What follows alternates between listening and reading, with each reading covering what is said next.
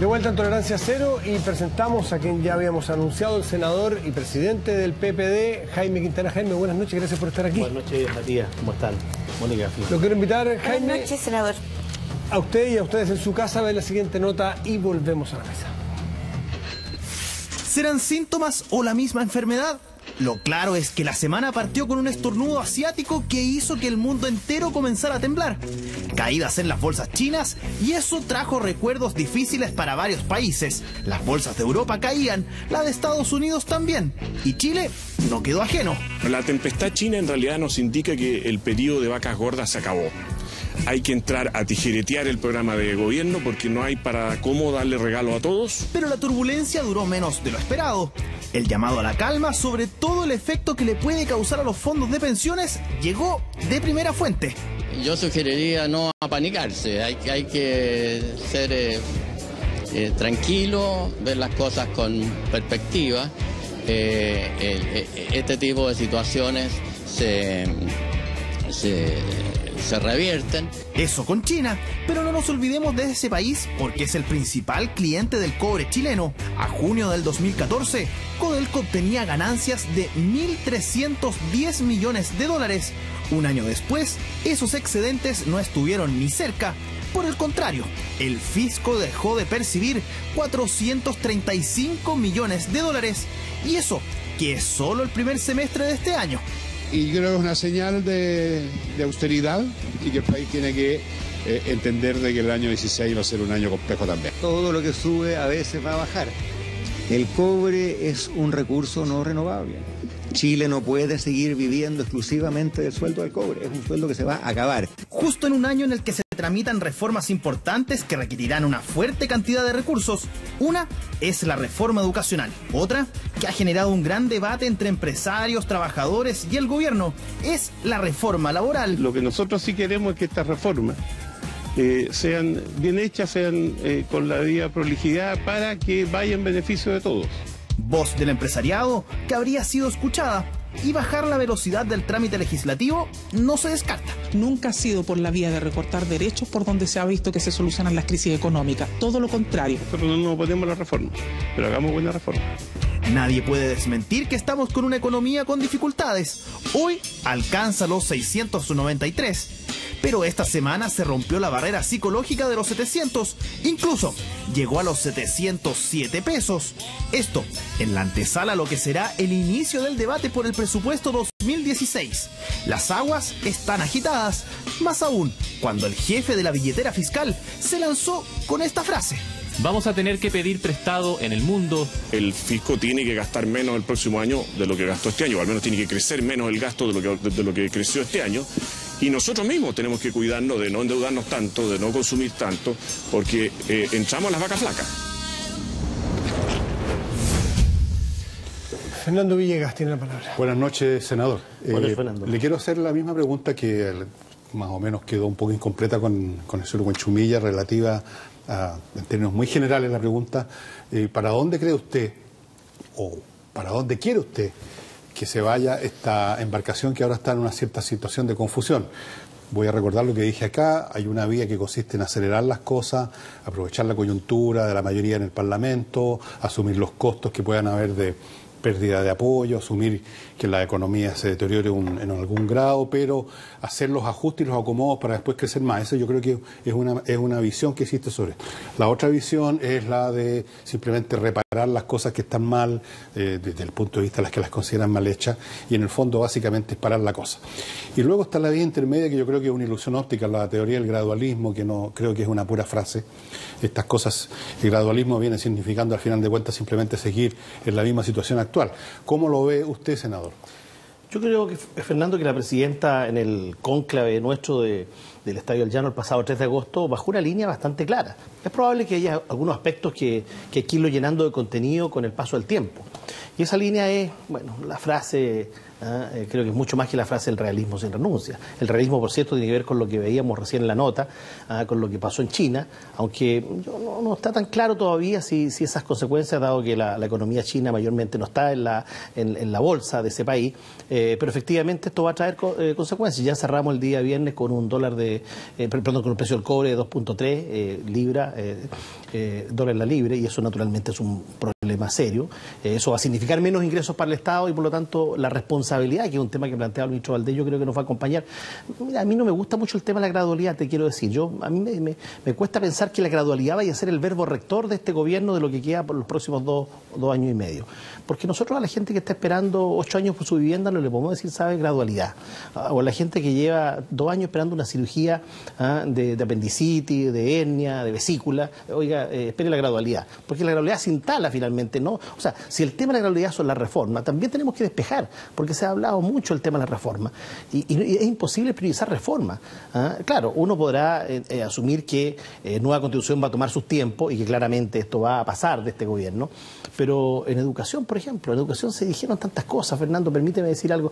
En este mismo programa se decía, se van a cerrar colegios, y muchas veces, y muchos parlamentarios, no digo aquí, el parlamentario decía, ¿sabes tú que no se cerraba un solo colegio del famoso proyecto del lucro del año pasado? Ni un solo colegio. Uno de La Reina, que amenazó con cerrar y que se acaba de cambiar a gratuidad. La otra amenaza que había respecto a ese proyecto, que nos hizo daño, que nos hizo bajar la encuesta, por eso quiero terminar el punto, se dijo que se iban a traspasar los colegios a particulares pagados. Un daño va a ser para la familia. ¿Sabes que no se va a traspasar? 7 de los cuales 3 son del mismo sostenedor en Concepción. Pero ¿dónde está lo más importante?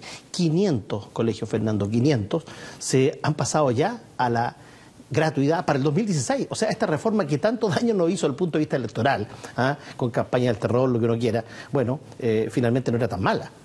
Entonces, yo creo finalmente que en ese conclave del día lunes se zanjó el tema. Por supuesto que hay mirada un tanto más de ralentizar las cosas, eso es propio de una coalición amplia como es la nueva mayoría, y hay quienes creemos no que avanzar como, no sé, una columna suya el día de hoy, un caballo desbocado o algo parecido, no bajo ninguna... Fue otra columna. Fue otra columna. Era una columna hípica que hice, pero claro, hoy día no. Muy cinematográfica la de hoy día, pero bien, interesante. A propósito de los daños que se provocan, y a la luz de lo que estamos viviendo, ¿no? De lo que ha sido estos últimos meses. ¿No tiene una autocrítica frente a la famosa frase suya de la retroexcavadora? O sea, ¿O la mantiene? Imagínese, Mónica, que yo tuviera que hacer una autocrítica cuando, bueno, se habla mucho de la comprensión de la lectora, pero yo cuando me refería a este tema, lo hice respecto de un tema. Yo dije, no lo hice respecto al tema energético, no lo hice de los temas económicos, no, solo respecto a un tema. Y quiera terminar con esta educación que nos ha traído segregación, que somos una vergüenza en el mundo, que estamos en los más bajos niveles, donde la educación está más segregada en el colegio que en el barrio, y eso ya es mucho decir. De eso, en ese contexto planteé esta frase. Y estoy convencido que lo que vamos a tener al final de este gobierno es un cambio de paradigma en educación y en buena hora. Si hubiéramos usado su término, entonces habríamos tenido que terminar con la municipalización de los colegios, donde está el nudo, la médula, lo esencial de un sistema, sabiendo que las municipalidades son un foco de corrupción importante y donde los fondos que llegan del Estado para la educación de los más vulnerables se va por un hoyo sin fondo. O sea, Mónica, es que si nosotros no terminamos con la desmunicipalización, no va a ser un fracaso mío ni de la metáfora. O sea, usted no tiene ninguna autocrítica a la retroexcavadora. Pero sí, pero ¿cómo a ver, Jaime, lo que pasa es que usted dice que comprensión lectora, que usted se refería a un punto. Lo que pasa es que el conjunto de reformas del gobierno parecían que buscaban justamente refundar cosas. Entonces, a lo mejor tenemos problemas de comprensión lectora, pero tiene sentido en el fundamento suyo, con todas las reformas y un gobierno que ahora dice, dado incluso este contexto económico, seguir adelante y no gradualidad. Entonces da la impresión de que no se refería solo a ese punto, pese que en rigor ese día se refirió a ese punto. Da la impresión de que se refiere en general a la retroexcavadora, porque efectivamente hay reformas en muchísimas áreas y son bastante refundacionales. Bueno, tú, Matías, has usado la frase de la retroexcavadora probablemente 1000 veces más que la que yo la usé. Y la usaste indiscriminadamente para referirte, como muchos otros sectores, como lo usaba la derecha, para tratar de explicar cualquier cosa. Mira, si no hubiese sido, Mónica, la palabra retroexcavadora, hubiese sido cualquier cosa. La derecha se hubiera agarrado de cualquier término, cualquier concepto para frenar la reforma. Si lo que nosotros tenemos aquí es un problema de un mundo conservador, que es legítimo, por cierto, tiene que existir, estamos en una democracia, del mundo del statu quo, de ese mundo, que también probablemente algunos tenemos en la nueva mayoría, de que cree que este país ordenadito, la Constitución del 80, donde a muchos le va bien, pero a la inmensa mayoría de los chilenos no le va bien. Entonces aquí parece que nos olvidamos del tema de los pollos, de la farmacia, de la colusión y de mucho. Bueno, eso es lo que generó la rabia en este país, eso es lo que generó el hastío en este país, no una frase referida, te insisto, a un tema donde finalmente, si no cambiamos el paradigma, va a ser un fracaso. No mío, no de la frase, sino de este gobierno. Hay frases que se quedan como de otro ámbito totalmente distinto, que sirven para, no es que yo la use, pero es que es muy gráfica de lo que este gobierno ha intentado hacer, la retroexcavadora. Y a partir de lo que dijo usted, que a lo mejor no era su intención, pero ha sido muy útil, como fue, no sé, esa frase típica de la política de ya de los 90, quizás 80, de Andrea Alamán, de los poderes fácticos. Pucha, que fue útil para explicar un montón de cosas. Y Andrea Alamán se refería a una cosa puntual probablemente, pero se utilizó y usted la ha usado más veces que Andrea Alamán a lo mejor. Entonces, usted le aportó siquiera a la política, desalojo, pero por algo, o el desalojo. Es mucho más agresivo el desalojo a la que la retroexcavadora nuestra, mucho más agresivo. Senador, usted ha dicho que la derecha se opone, la derecha conservadora. Yo creo que es una visión un poquito maniquea. Puede haber algunos sectores de derecha, efectivamente, que se oponen a todo, no quieren cambiar el color de los sellos postales. Pero la derecha que usted está mencionando abarca en el fondo a otros sectores, y fuera de la derecha hay mucha gente que, sin ser de la derecha, no está de acuerdo con las cosas que ha hecho el gobierno, no están en contra de las reformas que es necesario hacer, se hacen cargo de las situaciones que se acumularon a lo largo de 20 o 30 años y quisieran hacer modificación y reforma, pero no creen que esas específicas reformas que se están gestionando y que se están gestionando, como dijo Huenchumilla, muchas veces con bastante incompetencia, sean las correctas. Por ejemplo, en el caso de la educación que usted menciona, bueno, si en el fondo no han cerrado los colegios y fue una campaña del terror, pero el propio estudiantado, que es el que inició todo este quilombo, están molestos porque dicen, bueno, ¿y qué pasó con la educación pública? Están preocupados de cambiar de giro algunos colegios, pasarlos de aquí para acá. ¿Qué pasó con la educación pública? Que se está debilitando más. Más gente este año va a llevar a sus cabros a colegios privados, arrancando las huelgas, los paros y las tomas. Entonces, lo que le quiero decir, senador Quintana, es que aquí no hay una cosa maniquea entre los progresistas y los conservadores obcecados, que también hay. Hay visiones bastante más ricas que esa. Hay visiones incluso dentro del propio gobierno que dicen, bueno, tales o cuales reformas serán necesarias, pero no necesariamente esta fórmula, esta receta. ¿Por qué no aceptar que se han cometido errores serios, incluso en el campo de la educación? Bueno, yo te concedo que efectivamente en reformas, ¿no es cierto? Y como dijo la presidenta en la jornada anterior con su gabinete en el Estadio San Jorge, una de las grandes dificultades, y lo planteó de manera autocrítica, es que todas las reformas de manera simultánea, cuando el Estado probablemente no está en condiciones, con la musculatura suficiente para asumirla, es sin lugar a duda una dificultad. Y yo comparto también que dentro de la derecha hay gente más proclive a avanzar y que entiende que estos niveles de desigualdad, que es el principal objetivo de la nueva mayoría, no son tolerables. ¿Y cómo enfrentamos la desigualdad? La enfrentamos con una reforma educacional de esta característica, que yo estoy convencido, que así como la reforma educacional nos llevó a una pérdida de apoyo ciudadano importante, va a ser la misma reforma educacional la que nos va a permitir despegar y va a generar el punto de inflexión. Con aciertos como el de la reforma de educación superior ahora, que llevan 4 parches sobre parches, que siguen sin entenderse para dónde va, que va a haber una a través de la ley de presupuesto, una gratuidad y después una ley completa, en fin, no hay mucha claridad. Mira, porque en todas estas materias, si uno va a los propios ministros de la coalición, quizás no era la nueva mayoría, pero prima hermana y bastante cercana, todos los ministros en materia económica de la concertación sostienen que es mal hecha la reforma económica. Todos los ministros en materia de educación sostienen que son mal hechas, no que no se necesiten, en eso la mayoría estamos, es que son mal hechas. Y muchas veces los apuros son los que hacen mal las reformas. Yo creo que nosotros tenemos una dificultad que tampoco es el acabose, pero que tenemos una dificultad en la reforma tributaria. Creo que ahí hay dificultades que no fue posible modificarlas por la vía de la circular y finalmente hubo que tomar el camino legal, lo planteó el ministro Valdés y lo vamos a acompañar en eso. Pero te insisto, tanto se habló del proyecto del fin al lucro, sacar el mercado, la educación, la inclusión el año pasado, y mira lo que está ocurriendo. O sea, no era tan mala la reforma si 500 colegios se están transformando en gratuitos ahora para el 2016. Eso significa algo así, Matías, como 150.000 familias que van a dejar de tener copago el próximo año. Nos vamos a la reforma, al proyecto de educación superior. Efectivamente, hubo un anticipo que planteó la presidenta, una yapa, como algunos lo han denominado, para el 2016. Alojado en la ley de presupuesto, no en la reforma que va en régimen y se presenta a fin de año. Pues bien, eso significa 220.000 jóvenes cuyas familias van a dejar de estar endeudados a partir del próximo año. Es que la discusión ha estado... No son los más pobres, no son los que necesitan más la plata. O sea, son jóvenes vulnerables. Sí, uno esperaría que ustedes persiguieran la ayuda a los más vulnerables.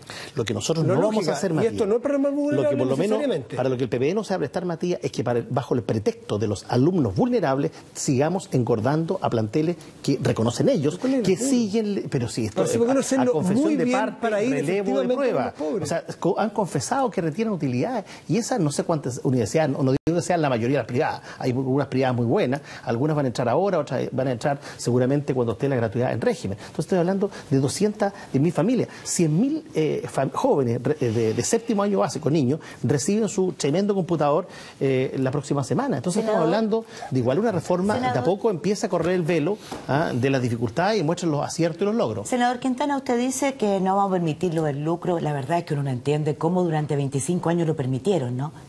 Porque lo que uno no deja de preguntarse es cómo durante 25 años no hicieron el reglamento de la ley que decía las universidades no deben lucrar, porque todos se tienen que haber dado cuenta. Uno no puede creer que no se dieron cuenta. Por alguna razón lo permitieron y lo dejaron. Y frente a esos vacíos, yo quisiera preguntarle, senador, usted es presidente del PPD, para tener legitimidad para hacer las reformas, se requiere enfrentar problemas como los que usted hablaba, la colusión de los pollos, el ponerse de acuerdo frente a los precios, pero en el financiamiento de la política ilegal. ¿Qué va a hacer su partido? Su partido que tiene a varios de sus militantes importantes, ¿no?, afectados por el financiamiento ilegal de la política. Un tema que hoy día tiene la ciudadanía muy, muy enojada, partiendo por el grupo de G90. O sea, este programa que usted tanto alaba, finalmente la confección de ese programa fue financiado por los grupos Angelini, por el grupo y por Suquimich, ¿no? Por Pinochet, claro. O sea, de verdad uno dice, ¿a dónde hemos llegado? Entonces quiero saber qué va a hacer usted. Usted es el presidente de su partido. ¿Qué van a hacer para recuperar la confianza de la ciudadanía? Mira, Mónica, el PPD ha sido el único partido bajo mi presidencia, en un Consejo Nacional con 500 delegados. Nosotros hemos hecho un consejo en medio de la crisis de confianza.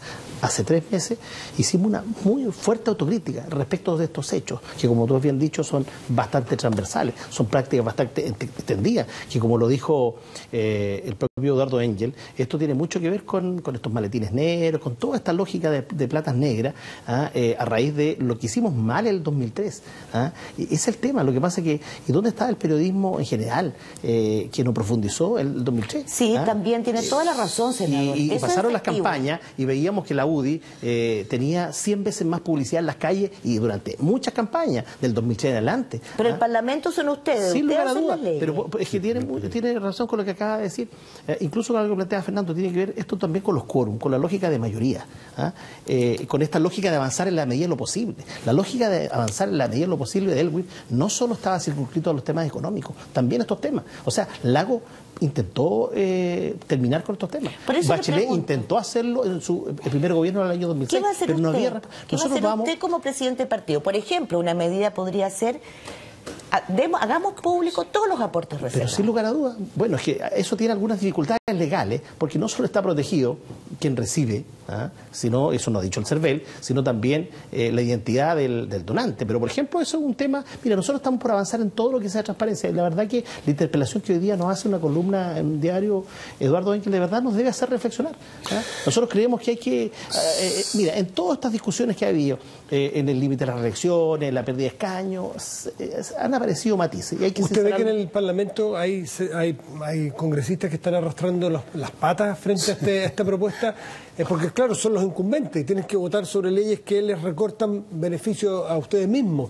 ¿Usted ve un ánimo de sacar adelante la ley de transparencia o se están haciendo los lesos, lo están tocando para el lado, están haciendo tiempo? Nosotros como PPD esa es un poco la crítica de dijimos, sí, sin duda, cuando asomó esta crisis, que aquí teníamos que generar medidas que nos generan dolor. ¿Qué ha visto usted? Yo he visto que hay discusiones legítimas. O sea, el tema del límite de las elecciones probablemente, han dicho algunos senadores, no debiese estar en la agenda de probidad. Señor Quintana. Pero por supuesto tenemos que hacernos cargo. Pero también ve algunos que también arrastran las patas para sacarla al córner, ¿o no? Senador, dada mi avanzada edad, yo he visto muchas veces cuando hay crisis mucho menores que esta,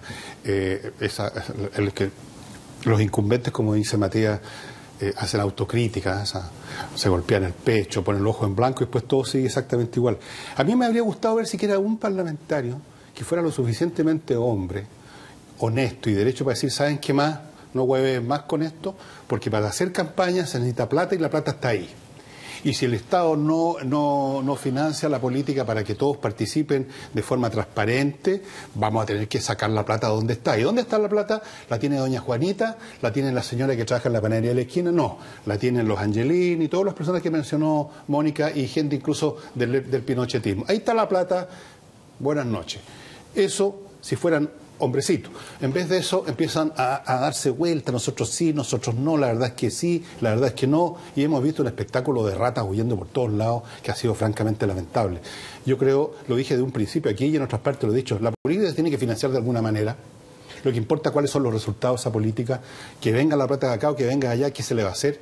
La gente misma elige a la gente por la cantidad de veces gigantografía, ¿qué le van a hacer? Si tú entras a la carrera política, tú quieres ganar. Y se inicia una carrera armamentista de plata. Bueno, si yo entré, quiero ganar y pido donde sea, Fernando, y las boletas... No da lo mismo donde venga. Entonces... Bueno, porque te pueden cooptar algunos grupos. Bueno, puede ser, pero mira, es que sí, lo han cooptado a todos. Exacto, pueden cooptar. Están cooptados todos. Oye, Matías, pueden cooptarte, pero en el momento en que tú estás pidiendo la plata, en el momento que tú estás pidiendo la plata, tú te dices, no, ellos no me van a cooptar, yo voy a usar la plata y después veré lo que hago de acuerdo a mi criterio. Eso es lo que ha pasado. Esa es la realidad que ha pasado. Y ahora nos escandalizamos todos y rasgamos vestiduras y nosotros mismos, nosotros los senadores, los diputados, nosotros mismos los hueones de los votantes, que votamos mirando la cantidad de gigantografía. ¿Y de dónde sale la gigantografía? De los cheques, pues. Perdónenme que haya sido tan técnico en mi lenguaje, pero quería ser bien enfático en que esto es un mal nacional y no es una cuestión de que hayan unos cuantos corruptos. Si por eso somos todos corruptos, claro. Entonces. Me preocupó más el tema de la virilidad en su lenguaje. Esto de ser bien machito, no bien machito. Yo creo que no es un tema de virilidad, yo creo que es un tema... La verdad que yo voy a pasar de ese lenguaje porque no me incumbe el machito no machito. A mí me interesa que usted dé alguna explicación. Pero es una figura que se entiende. Más, perdón, la última vez que estuve esto le hace cero de eche de menos que faltaba una mujer, fue el primero en decirlo y por eso ahora mucho la presencia. Pero mira, yo creo que tiene que ver, para responder directamente a tu pregunta, yo creo que esto tiene mucho que ver con la manera como hemos concebido la política. Nosotros no hemos concebido, Fernando, la política como un bien público. Incluso algunos creen que es un bien privado, pero sucede que la política impacta, incide en múltiples regulaciones. Entonces, como decía Matías, el tránsito es el cohecho, o sea, está en una delgada línea. Y por lo tanto, ¿de dónde va a ser la plata? Si tú haces una encuesta hoy día, incluso con toda la crisis de confianza, con todo lo que se ha sabido y seguramente lo que tendrá que aparecer todavía, y toda la investigación y las sanciones penales, yo te aseguro que tú haces una encuesta y seguramente vamos a perder, en el sentido que la mayoría de los chilenos probablemente no va a querer el financiamiento público de la política. Entonces, estamos en un problema bien serio. ¿Cómo se financia? O se dedican a la política, como ocurría hace 100 años atrás, cuando pasaban estas atrocidades a las cuales se refiere Chumilla, y por eso esta legislación tenía un intermedio como 2 meses para que los señores agricultores vinieran de su campo en los periodos después de la siembra, antes de la cosecha, a legislar. O sea, vamos a tener una política oligárquica, aristocrática, solo para quien tiene fortuna. Ese es el riesgo. Ahora, te aseguro que la consecuencia de eso puede ser mucho peor que lo que hemos tenido. Vamos a hacer una pausa. Por eso que he dicho, senador, que somos todos pecadores. porque si realmente queremos acusar de corruptos a los demás, tenemos que asumir las cosas hasta el final. Y bueno, financiemos la política entonces. Hay que financiar la política e investigar lo que está... Aguántame un segundo, vamos a hacer una pausa y volvemos a entregar a César.